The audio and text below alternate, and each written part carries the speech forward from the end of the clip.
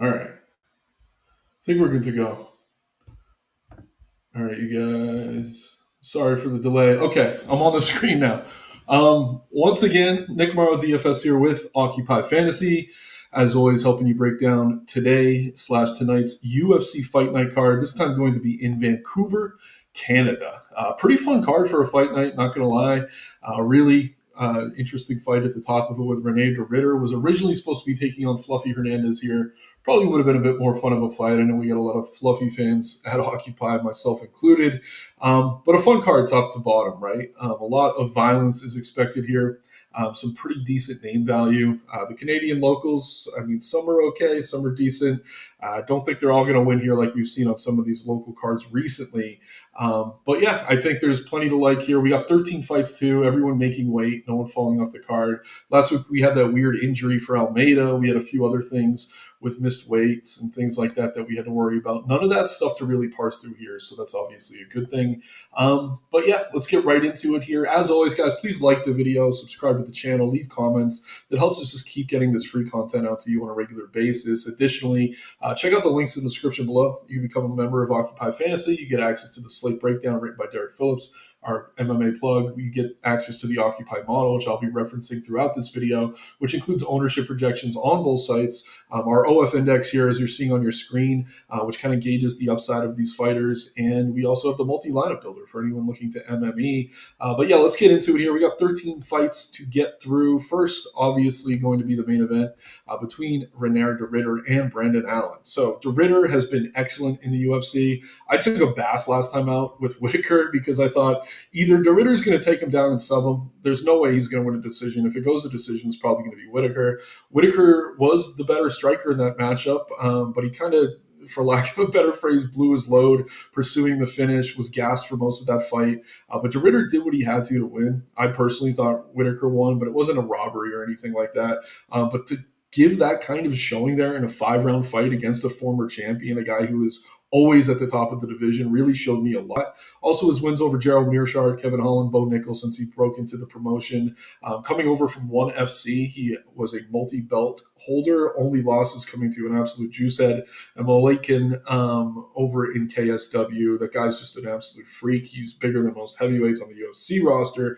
So tough to get too hard on him for that. But more than anything, de Ritter's totally locked in. We always knew he had the submission grappling ability, and that is definitely his best skill. He's going to look to take most of his opponents down. But as a Dutch fighter, he does have underrated kickboxing, especially that kind of up knee that he shows. He landed a bunch of times against Whitaker and Bo Nickel in that fight prior. But his striking's come a long way. He's kind of plotty on the feet, similar to Adricus Duplessis, not nearly as powerful, but he's huge for the division. This is a guy who has fought at 205 earlier in his career, as I mentioned with ONE. But yeah, he's going to outsize a lot of guys at 185 in the UFC. On the other side here, we do have Brandon Allen, who is, I don't know, he'd tell you he's one of the best in the world at 185 pounds.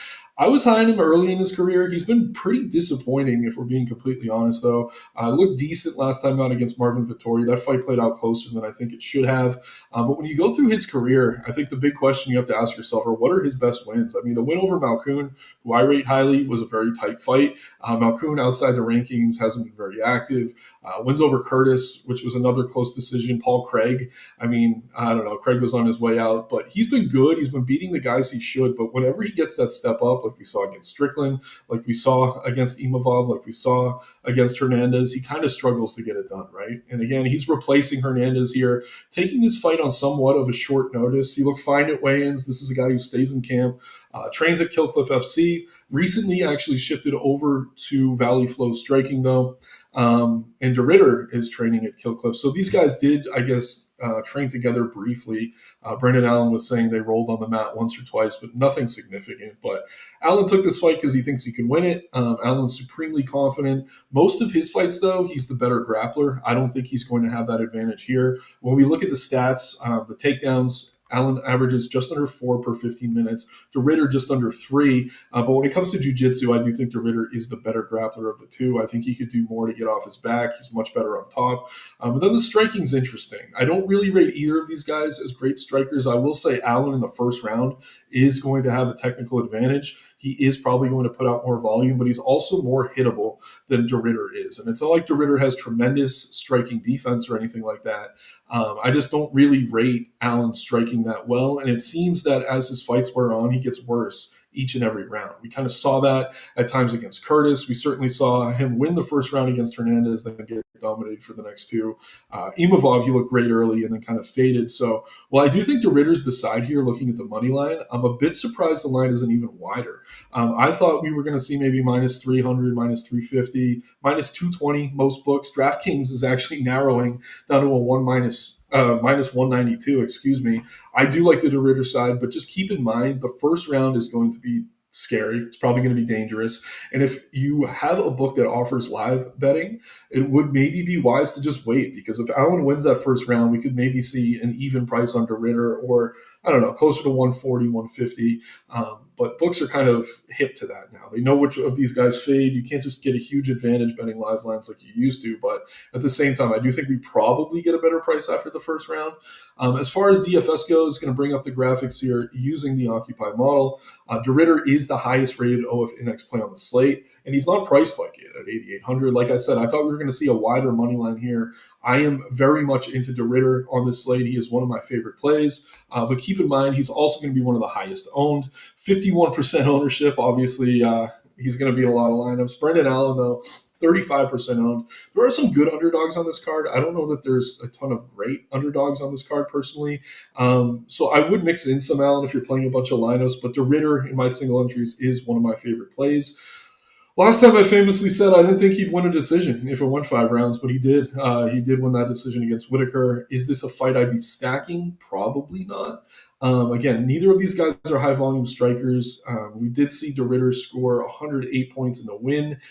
I mean, could it get there? I think in low-risk contests, it does make some sense, but I think DeRitter's higher likely outcome than this going to decision this time is to maybe find that finish in the third or fourth round. Again, it's because we've seen Allen fade in a lot of his fights. I can't say the same for Whitaker, and obviously we're dealing with a small sample of data just talking about their UFC experience, but in summary, I think DeRitter's value on the money line. I think he probably gets it done inside the distance. He's one of my favorite DFS plays, but I would be lying if I said I wasn't a little bit afraid of what Allen could do in the first round. But a really fun, interesting main event. I'm pretty excited for it. DeRitter's definitely exceeded my expectations. He's kind of up there in age as far as the division goes, but he hasn't taken a ton of damage. And it's pretty funny. In his presser, he was like, "Thanks, One Championship, for not booking me any fights. I can definitely have a longer career now." You see that 21-2 record.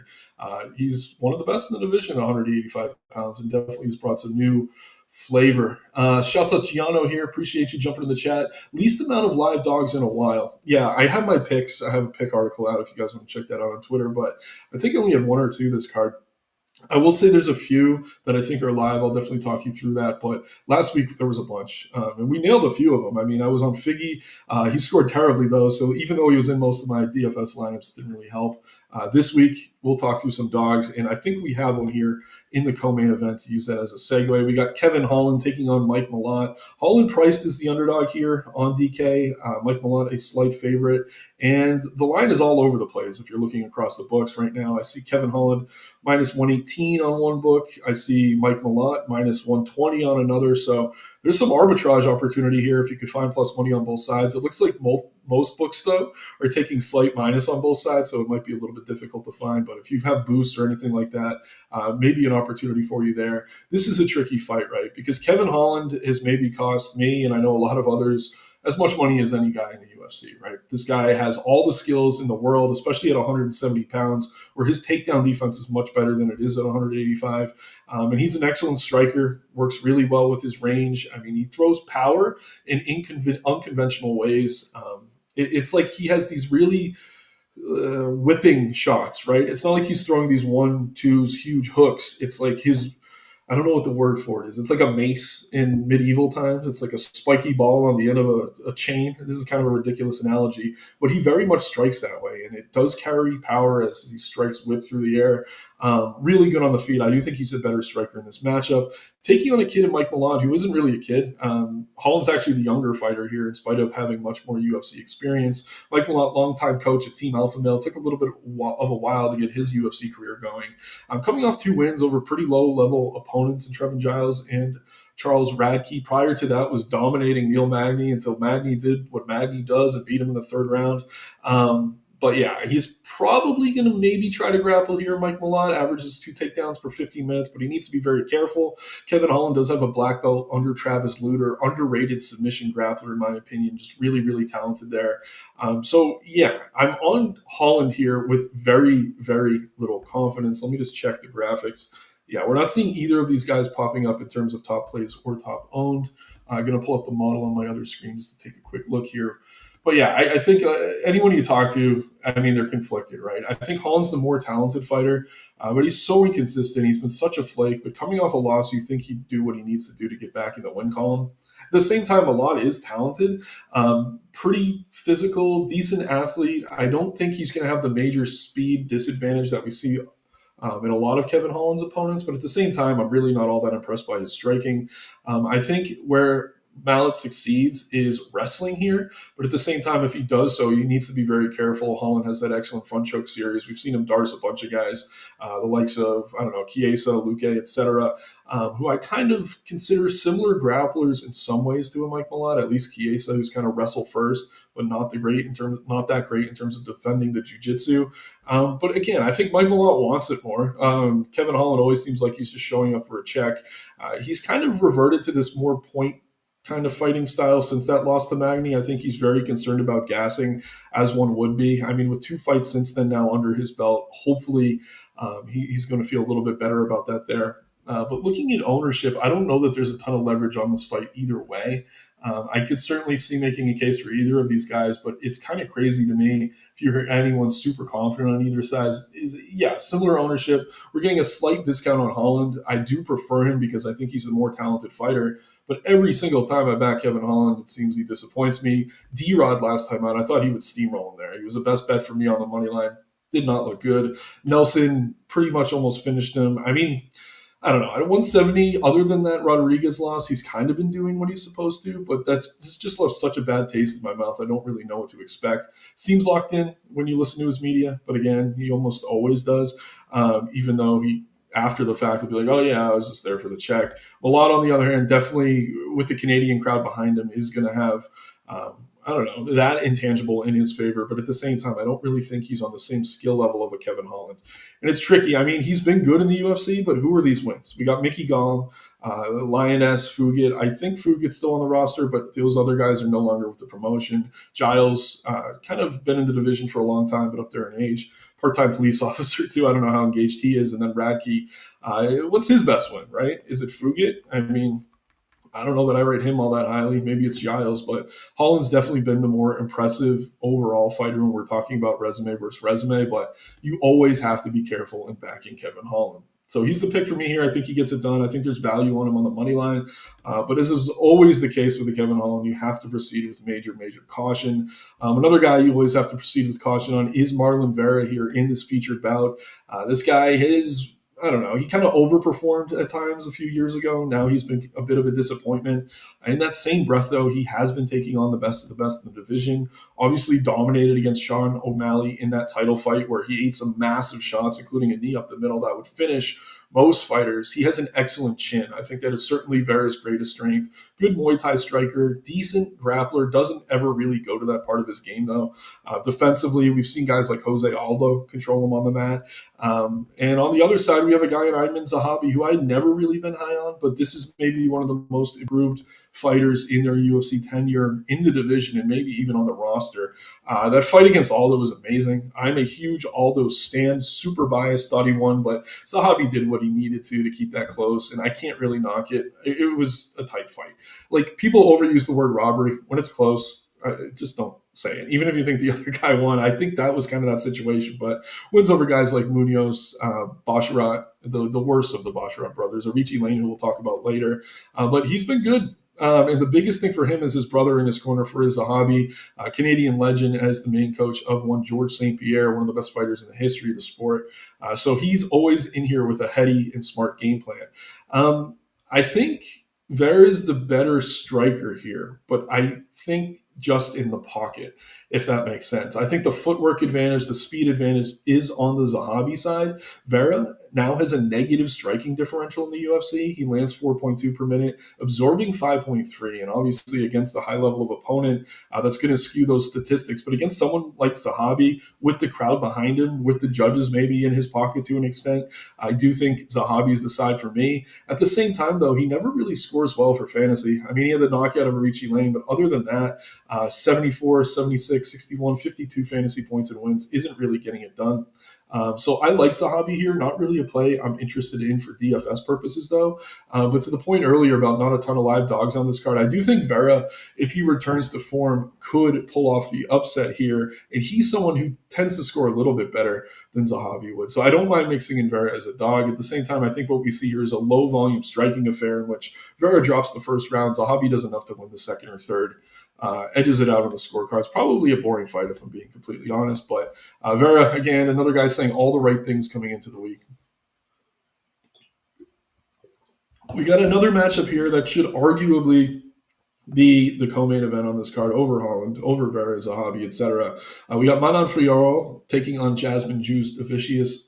Fiorot, coming off a tight decision loss to the champion Valentina Shevchenko, gave a really good showing of herself in that fight.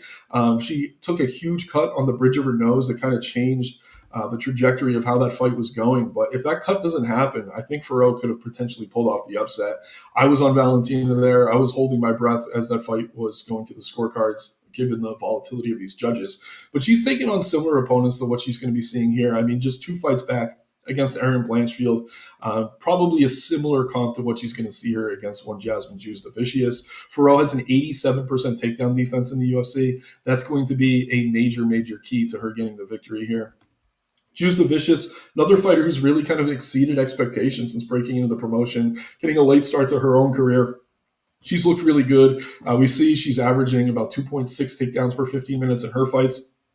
That number could be even higher, but she has great top control, able to find submissions against the likes of Ariana Lipski, Priscilla Cachoeira, Jessica Andrade her last time out. But against big physical fighters, she does struggle at times to take the fight to the mat. We saw that against Tracy Cortez, who I certainly don't rate as a grappler on the same level of a Fiorot. And she has a clear path to victory if she could take this fight to the mat, but Manon Fiorot's takedown defense has greatly improved since she made her debut. And the big difference here to me is going to be the size. I mean, both are listed at 5'7". Fiorot is just packed with muscle, though. She's an absolute beast in terms of her build. And in women's MMA, that does tend to matter more than it does in men's. I do think Fiorot is the side here. I do think she's able to keep it standing. But Jazz, with the Canadian crowd behind her, with being the better grappler, is an underdog you can be considering.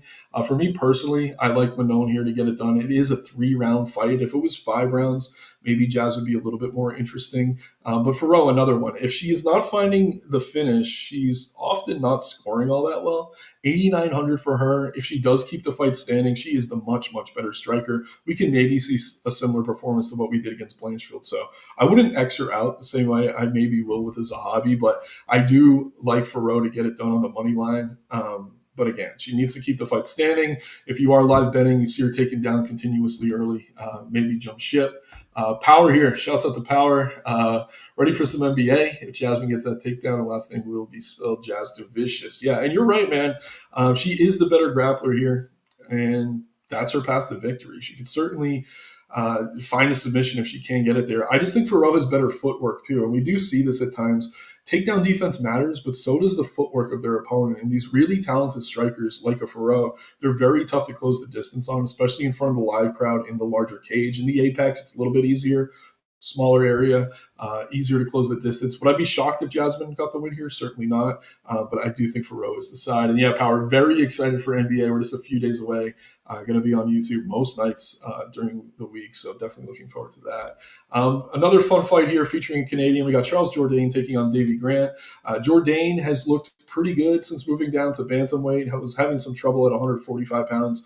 But this is another guy who's kind of inconsistent, right? I mean, the skills are all there. I really like the talent. Really good striker, flashy, nicknamed Air for his ability to kind of jump through the air, obviously. But at the same time, I mean, we've seen a submission game really finding most of his success. Wins over Ramos and Henry last time out, a guy who's very difficult to find the sub on. Averaging under zero point 0.4 takedowns per 15 minutes, though. So, unlike a Jasmine, he's not really pursuing it. What he does is finds opportunities to secure those chokes, like we saw against Henry. Doesn't even need the takedown. If someone shoots on him, that's usually where he finds that type of success. Unfortunately, though, here he's taking on a guy named Davy Grant, and I say unfortunately, I mean, it's a bit of an exaggeration, who doesn't really pursue many takedowns of his own. We haven't seen him secure a takedown since his fight against Marlon Vera back in 2021. But Grant always live as an underdog, right? This guy is very good chin, great durability, very dangerous in all 3 rounds. His pace stays the same. He's very difficult for guys to kind of weather. I mean, he almost always looks a little rough early. He's up there in age, one of the older guys in the division, I think at 40 years old. Kind of plotty. His striking is far from conventional, but it is effective. We saw him get the win the last time out. I picked him against Blackshear. I picked him against Tavares. Been making money on this guy as an underdog, but I will say this matchup particularly seems like a tough ask in my opinion. Jourdain, again, with the submission ability, is going to have that advantage. He's also so fast that I think he can get in and out of range. Outside of maybe gassing out and fading late after chasing a finish, I do think he's the side here, and we're getting decent value on him on the money line. And again, I want to really kind of hammer home the point that I'm someone who's usually high on Davy Grant as an underdog. I do think there's a reason to mix him into your builds here. Jourdain has been inconsistent at times, but I think he's finally in the right division now at 135 pounds. For those watching Contender Series 2, his brother just made it into the promotion with a nice performance against a tough opponent. So this team, this camp, this family is flying high right now. And he's going to have the crowd behind him in a big, big way here. So I do like Jourdain to get it done. Taking a quick look at ownership, though. Davy Grant, under-owned, in my opinion. 19% on DK, 15 on FanDuel. I imagine we see that steam a bit. But Jourdain about 10% higher on both sites. I do want to mix some Grant in because I think he's more live than some of these other underdogs, at least relative to his ownership. A very, very volatile fight here. And maybe the most popular underdog on the card. We have Kyle Nelson taking on Matt Frivola. Not the most popular because we have Brennan Allen, right? But at the same time, Frivola, Nelson, kind of similar, right? We got 2 guys that like to brawl. Frivola, definitely the better wrestler here, but we almost never see him lean on that part of his game. And it's kind of been his downfall at times. He's looked okay in his last few fights for moments, but KO'd in back-to-back fights, never a good sign. He's been out of action since, September of 2024. 2 guys who like to stand in the pocket and swing. I think if you're looking about this fight, the unders probably make more sense than picking a side. I will say the durability advantage is probably on the Nelson side, but he's coming off a fight where he got steamrolled by another Occupy favorite, Steve Garcia. Garcia has been kind of steamrolling everyone. Prior to that, Nelson wins over Algio, Padilla, Builder. Decent wins, but not really the same level of opponent that Frivola has been dealing with. So you look at these records, right? Some guys will be on win streaks. Some guys will be on losing streaks. But you got to consider who they're coming against. I think sometimes people are overlooking that, especially when just looking at game logs for DFS. I do think Frivola is the better technical striker here, but not by a wide margin. And I say that not offensively. I think offensively, Kyle Nelson sets up his power a little bit better, but defensively, Nelson absorbs nearly 5 significant strikes per minute. Both these guys land around 3.5. So I do prefer the Frivola side here, but this is a fight I think you want both sides of, not in the same lineup, but in most of your lineups. I think there's a very high likelihood that the winner finishes their opponent here probably by KO. Frivola, 28% owned on DK, 32 on FanDuel last time I refreshed. Kyle Nelson, slightly lower owned, but you're getting the discount. I like both of these two a lot. If Nelson's going to be cheaper and lower owned, though, I will probably have more of him in DFS, but I will say my pick here is going to be Frivola. I just think he's able to weather that storm. Ray Longo in his corner is probably going to be screaming at him to grapple, has that huge advantage here. I don't know that we can really count on that, though. So I like Frivola barely. This is definitely one of the better underdogs on the card in Kyle Nelson. Again, Nelson is the Canadian fighter here as well. We'll have the crowd behind him. Another fighter who's going to have the crowd behind him, Kyle Propolek, who is breaking into the UFC for the second time, came in as a short notice replacement to take on Benoit Saint Denis last time out, I believe, for Thiago Santos. Gave a good showing of himself in the first round. I mean, he didn't do a ton offensively, ate some shots, though, landed a couple of his own. I know a lot of people were on the under there via sub. That was a sweat. I think he lost it by 5 or 6 seconds. But yeah, I mean, Benoit Saint Denis is an absolute beast. He's definitely in a more winnable spot here against a pretty tough out in Drew Dober, but another guy who's kind of fallen on hard times. 3 KO losses in a row, but you got to consider who they're coming against: Morcano, Gene Silva, and Manuel Torres. Again, I think Torres is borderline ranked at this point. But yeah, Dober's been going through it to an extent, right? And again, I do want to mention that Prepolek was actually, what weight class is this fight taking place at? Because I believe Prepolek, I don't know. Sorry, just got to pause here because I'm looking at Moicano's a guy who fought at 145 and 155. Dober has as well. But yeah, this fight's going to be at 155 pounds. So, yeah, just ignore the last 30 seconds of what I said. But yeah, Dober here, kind of known for his granite chin to a point. But yeah, coming off 2 losses now via KO. The one against Silva was a TKO. It was a doctor stoppage, but he was really starch against Torres. We just talked about Frivola too, kind of knocked out in that fight as well. 4 KO losses, or 3 KO losses in his last 4 fights, or his last 4 losses, excuse me. Can't talk about this one for some reason. But yeah, I think the main takeaway here is the money line is a little bit ridiculous. Dober's chin seems to be going. He's around a minus 300 to minus 400, depending on your book. I don't rate Prepolek all that well, but in a fight that's likely to take place on the feet, I do think he has the durability advantage. I just think Dober is the better technical striker of the two. I do think he probably gets it done, but it's worth noting. Prepolek has never been KO'd professionally, in spite of having a pretty extensive record at 18-9. In that same breath, though, he absorbs more than 5 significant strikes per minute. Doesn't really match Dober on volume. Dober is the pick for me here. I do think he's a little bit overpriced, though. Taking a look at ownership, Dober 30% owned. So just kind of keep that in mind. He is going to be very popular as one of these pay-ups. I kind of like to live in the high 8K range today on DK. I think it's a little bit safer.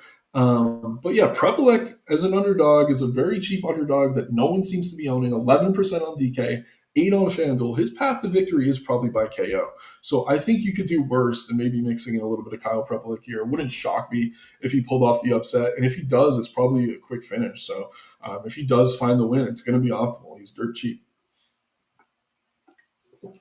All that being said, pick for me is Dober. I think he wears a little bit of damage in the first round, then starts to pull away. Probably finishes Prepolek in the second or maybe the third.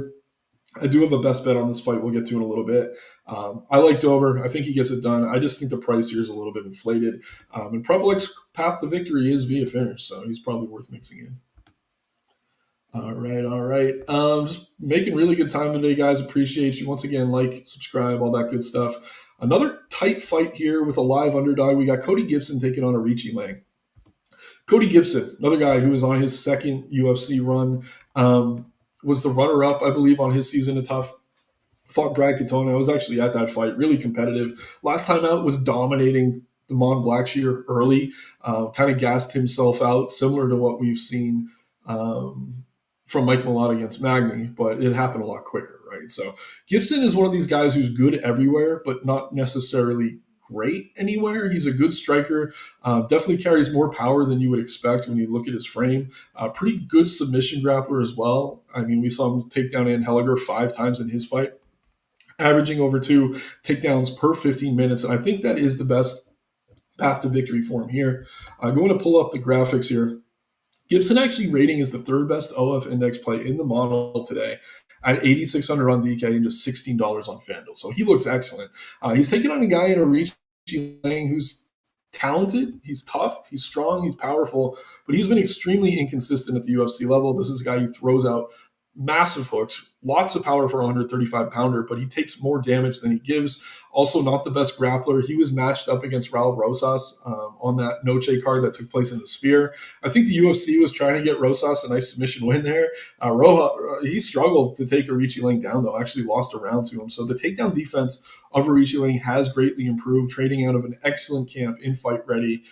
They see what their holes in their fighters' games are, and they address them, right? So 58% takedown defense for Aoriqileng, a little bit lower than maybe I think it will be moving forward. But at the same time, the path for Cody Gibson here is probably to get his grappling going. And when we look at the ownerships, Gibson, 26% on DK, 30 on FanDuel, about where he should be. Aoriqileng, 16 and 15 respectively.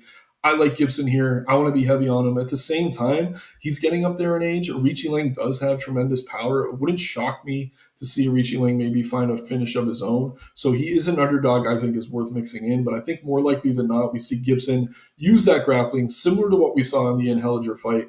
Secure 4, 5, 6 takedowns, however many he needs. Just land a few strikes on the feet in between. Maybe push 100 fantasy points here, even in a decision. So Gibson is someone I like a lot. The model's agreeing with me. But at the same time, Aoriqileng does have that neutralizer in his power. So proceed with some caution. This is my hot take of the week. I think last week it was Figgy. That kind of worked out. Sucked for DFS though. But I think Bruno Silva's live here against Young Sung Park. Park is going to be the much bigger fighter. These guys are flyweights. Park cuts a ton of weight. Silva's very small. Coming off losses, though, to Manel Kape and Joshua Van, it's tough to knock anyone for those, right? Two of the best in the world at 125 pounds. Part of that was on a nice finish streak against the likes of Tyson Nam. I think Draco Rodriguez, Cody Durden. Silva, a very potent finisher for a flyweight. Super aggressive, decent submission grappler, but he does carry really solid power on the feet. But yeah, I mean, he's taking a guy in Park here the UFC is extremely high on, and he's going to be at a size disadvantage. Silva is, but Park's improving to me, right? I mean, he has the nice win over Hernandez. Hernandez is kind of hit or miss. Shannon Ross is terrible. Win over Choi, who I don't rate at all. And then he got steamrolled by Tyra. Really did nothing in that fight at all.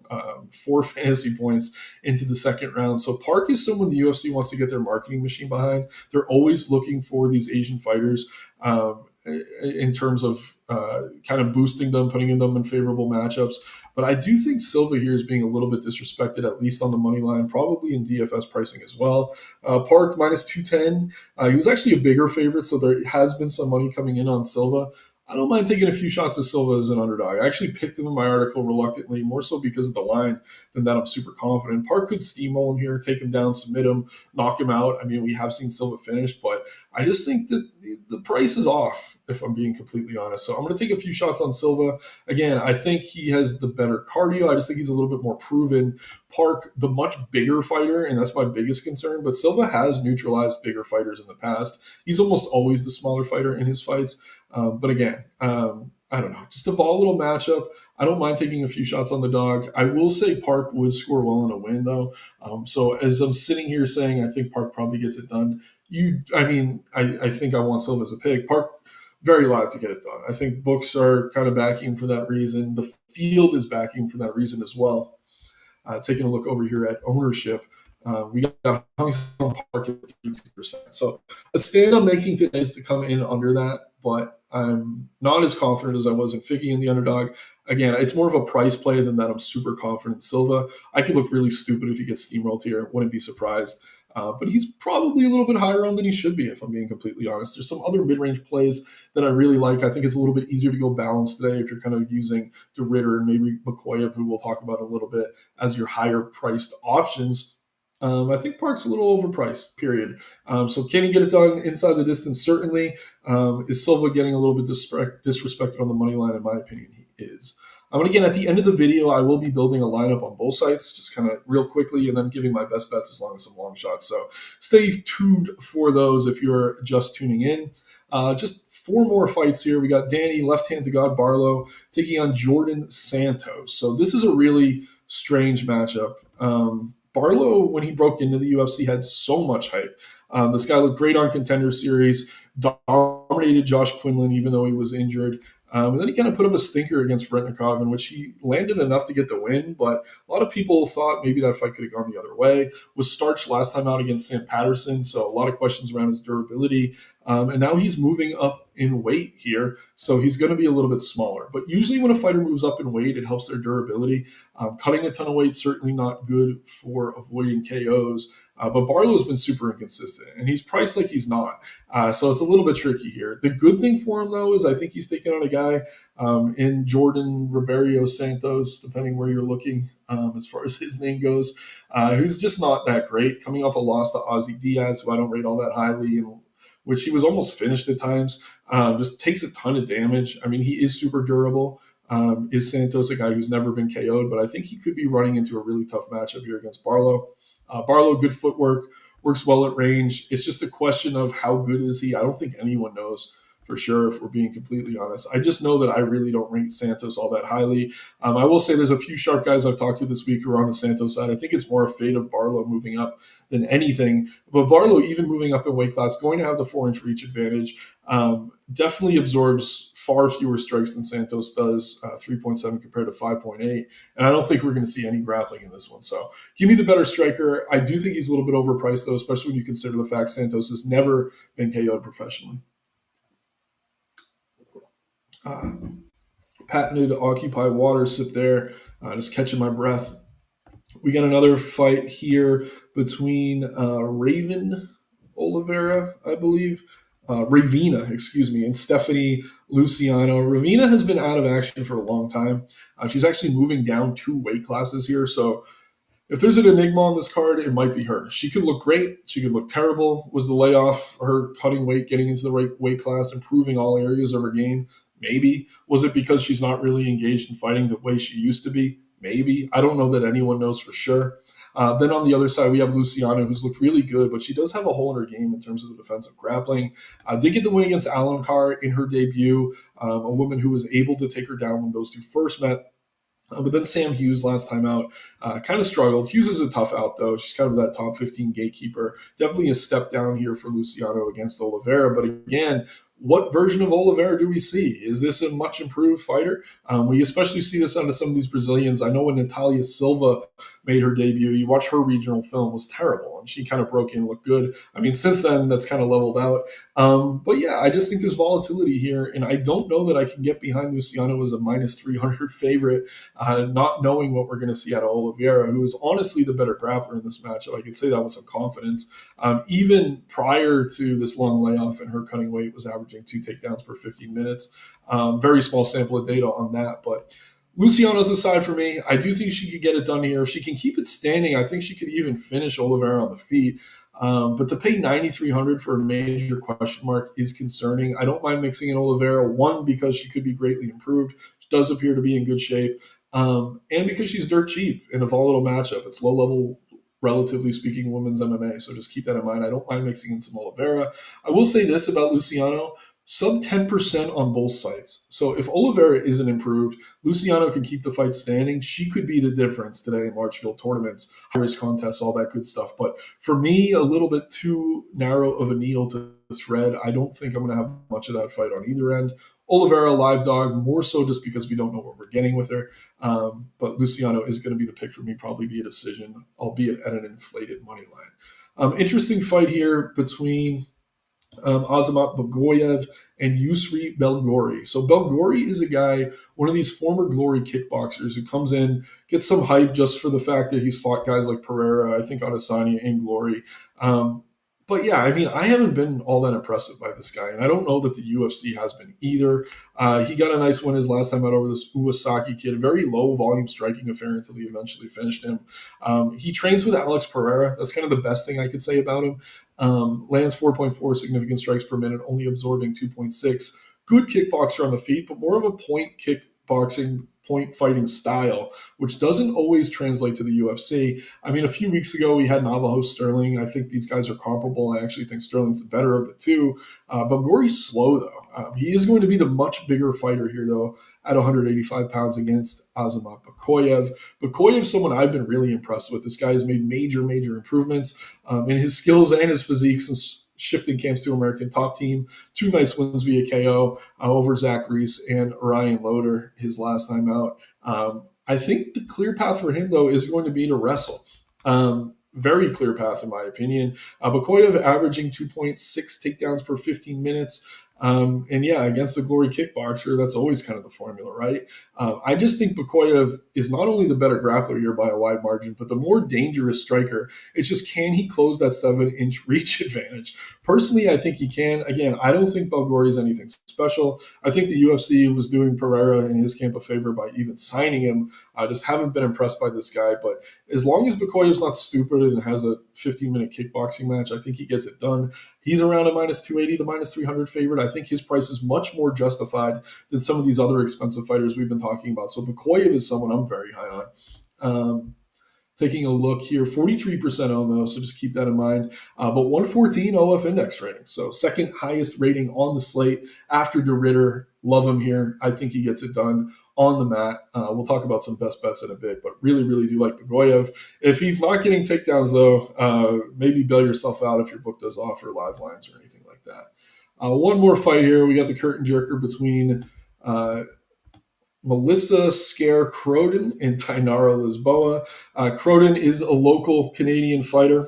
She's pretty big, but not as big as I thought she'd be. I mean, you watch her regional film, likes to push women against the cage. I spent too much time digging into her last night, if I'm being completely honest. Okay striker, kind of fights out of a wide karate stance, decent movement in the cage, but really her success has come against kind of a lower level of opponent. But she's taking on someone here in Lisboa, who's been pretty volatile, if we're being completely honest, taken down easily last time out against Luana Santos. So if anyone has the grappling, they're probably going to try to flex that against her. But I will say, I think Lisboa is just more physical, strong, athletic compared to Croden here. I think she's going to be able to keep this fight standing. You look statistically, 58% takedown defense for Lisboa is certainly of concern, but on the feet, she should absolutely dominate, in my opinion. The issue, though, is that she's kind of a low-volume striker herself. So another fight I'm really not all that interested in. I will say Croden is live as a dog. I think she's kind of overpriced, though. This fight probably goes to decision either way. I'd rather have the Lisboa side. I think she gets it done probably by decision. If she could keep it standing, maybe she finds the finish if Croden kind of has an adrenaline dump in her debut in front of the home crowd. But just a fight, I think, on a 13-fight card, you don't need to be all that involved with. So let's take a quick look at chat here. Dude, Tyler Best, you see John Jones break up next time. Spoon that vid. Yeah, man, I mean, John Jones, I'm a fan. It's tough to be a fan of that guy, though, right? I don't know what the hell that video was. I did see it. I mean, sometimes it happens for no reason, right? But at that age, you wouldn't think so. Who the hell knows, man? I don't know what that guy. That's not a video for me. I'm here to break down the fights, but appreciate you being here, Tyler, for sure. Again, everyone, like the video, subscribe to the channel, all that good stuff. One thing I forgot to do as I'm plugging the paywall here was kind of touch on Derek's daily plug. Usually, we like to feature one of the fighters that's a top OF index play. And we're in agreement here, which I love. Last week, I was on Charles. I think a few of the guys were on camera. So I'll toot my own horn on that one. But it wasn't a super confident play or anything like that. But what I'm saying is I feel much better when we're aligned. And today we are. We do ultimately favor De Ridder. And definitely keep in mind that he just went toe-to-toe on the feet with Whitaker and knocked out Bo Nickel. Occupy model in the field, but tend to agree. He's number one on both sides and projected to be the highest owned fighter on the slate by a wide margin. He's an excellent play in all formats. Likely the best play on the slate. And like I said, some of the very high-priced guys, girls today, I don't love. De Ridder's going to be in most of my lineups. I will have a little bit of Allen maybe as a hedge, but as that fight wears on, I think De Ridder's going to mostly dominate. So let's go ahead and build a quick lineup on both sides. I'm going to be starting with De Ridder. I really, really do like him here. Sorting by salary, I think Frivola is going to be my pick. He probably gets it done, but I mean, the price for Nelson in a fight that he probably would win by KO is very appealing to me. Kevin Holland, same thing. I think you can go with him or Malott. It's kind of tough to know what to expect there, but knowing that both have finishing upside at their respective prices, that's a good way to go, in my opinion. And then we got to look for a dog, right? I think Juice DeVicious could score well, even in a loss if she's getting takedowns. That could be difficult, though. Oliveira, coming off a long layoff, does seem to be in much better shape, could be a live dog. My take here was to go with Silva. He could get steamrolled. This could be really stupid, but I'm going to go with him just for the hell of it. Again, I want to take a stand here. I do like Bakoyev, probably my favorite pay up. And obviously not going to include Park. Let's go with Ferro and just kind of hope she's able to keep the fight standing and pick Jasmine apart on the feet. And again, I like to hedge a little bit between the two sites when we're building these, but I really do like this lineup. But keep in mind, we got Nelson, Holland, Ferro here. Probably don't want to have them in both. As far as captains go, a little bit tricky. I do think Bakoyev might be my favorite. DeRitter in the 5-rounder, though, could score tremendously well. But those two are kind of my core plays as far as payups. Looking at what's cheaper here, we went Holland on DK. Let's go with Malata at just 15 over on FanDuel. We got Frivola at just 16 here as well, so a little bit of a more favorable price. I like Cody Gibson with the takedowns. The model tends to agree with that as well. But then Zahabi, I mean, he's not going to score that well, so that one's tricky, right? But Lisboa, Price is an underdog over here against Cronin. I think she's pretty live to score well. Leaving $2 on the table, you can upgrade anyone you like. But to me, these are two really solid builds. You're a little bit hedged. Power here. John Jones going to fight Pereira at the White House. I think he'd like to. The UFC wouldn't hate that, but I don't know, man. It's just tough to book Jones. I honestly love Pereira. I think Jones would absolutely steamroll him, though. Just such a good wrestler, even at this point in his career. And I'm a huge Pereira fan. It's just really tough matchup. Why doesn't Jones just fight Aspinall, though? That's the fight I really want to see. But enough about that. Let's get into the best bets now, guys. And last week we went 3-2. Let me say this, though. It should have been 4-1. So one of the losses was Alvarez in the under 1.5. He broke the orbital bone of Vicente Luque. Luque thought it was an eye poke. Fight gets stopped. Then they just let the fight keep going. Luque does his best to survive for 3 rounds. So that was a bad beat. But let's not dwell on that. Let's get into this week here. Going to try to improve this record slightly above 500. Some tough bounces, but I think this week we got some good plays here. Bakoya by KO or sub. Again, odds all on DraftKings. These best bets, I'm never going to give you anything that is wider than -200, plus 105 for that. I think he gets it done by KO or sub. I just think he's going to take the fight to the mat where he should be able to dominate. Dober versus Prepelec. This one's a little bit dicey. I do just like the price, though, under 2.5. I think if Dober loses, he gets KO'd. I think if he wins, he probably finds the KO. You could also bet fight to finish by KO.